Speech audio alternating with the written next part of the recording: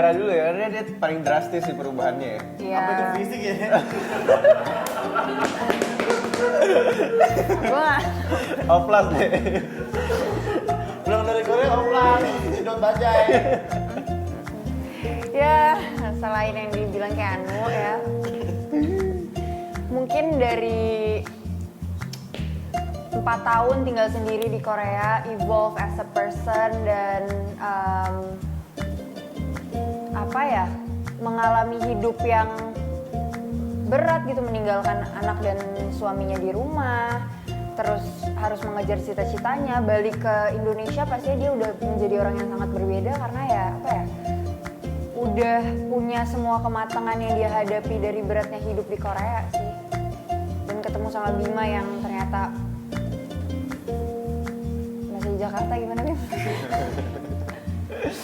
Kalau Bima sih perkembangan karakternya, kalau menurut aku sih sebenarnya dia nggak terlalu banyak berubah ya dari semenjak SMA sampai 4 tahun ini gitu, karena bagi orang-orang luar soalnya Bima tuh stuck di situ-situ aja gitu. Tapi kalau menurut Bima sebenarnya dia berusaha ngelakuin yang terbaik untuk Adam, untuk Dara gitu, karena dia seberusaha itu untuk bisa menjadi ayah yang baik gitu. Tapi masih belum pernah cukup buat orang-orang di sekitarnya. Dan ternyata yang paling concern adalah sulit banget buat mencari mencari uang gitu di saat kita sudah beranjak dewasa gitu. Karena kalau SMA gitu kan masih belum mikirin tentang kayak duit dapat dari mana.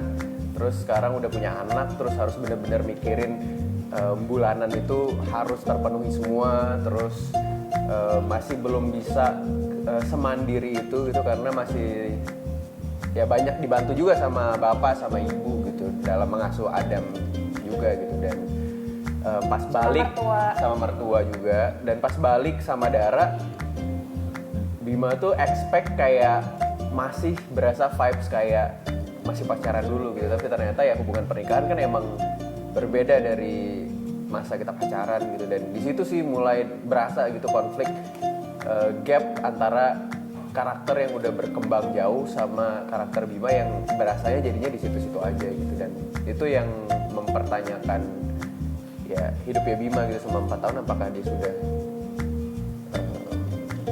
mempelajari hal-hal yang baik untuk masa depan dia dan anak-anaknya atau belum. Bagus ya dia ya? Gak sulit sih ya? Enggak. Karena sebenarnya kalau sama Nura udah pernah ketemu juga, udah pernah ya kenal lah ya. Iya. Dari sebelum casting peran Dara gitu. Jadi pas dapat kabar dari Kak Gina ini salah satu kandidatnya Nura, oke. Oh, nice. Emang gitu? Iya lah. Karena udah kayak bisa jadi ngebayangin gitu kira-kira visualnya bakal kayak gimana di film gitu, kayak udah ada imajinasinya sendiri gitu. Terus pas ketemu casting berjalan dengan lancar, terus akhirnya kita mulai proses reading. Awalnya juga sebenarnya agak kayak deg-degan gitu ya. Iya.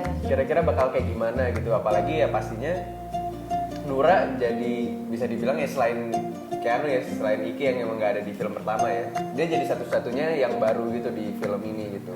Sedangkan pemain-pemain yang lain kan kayak udah bisa dibilang udah punya chemistry gitu, udah ada.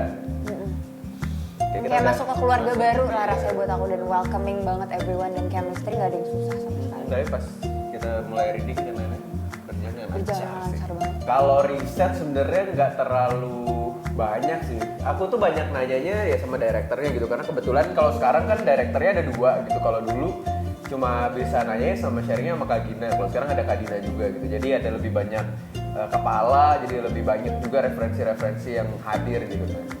Kalau aku pribadi karena mulai readingnya itu jauh lebih awal, jadi udah banyak sih hal-hal yang selalu baru gitu, dapat insight-insight baru gitu.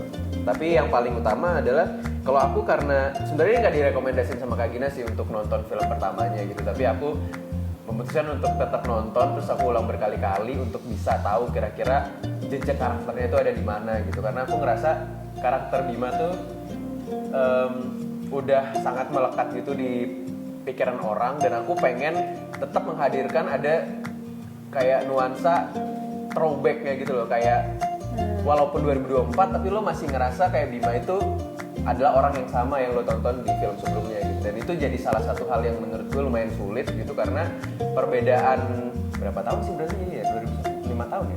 5 tahun itu kan sangat cukup drastis gitu loh dan ditambah sama apa misalnya kayak hal-hal baru yang udah kita lewatin juga sebagai person gitu.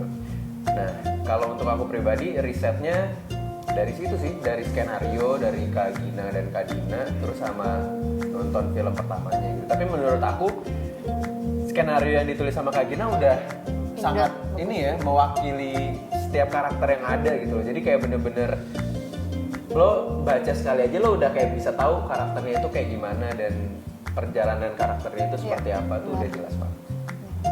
Jangan lupa nonton film Dua Hati Biru mulai tanggal 17 April di bioskop.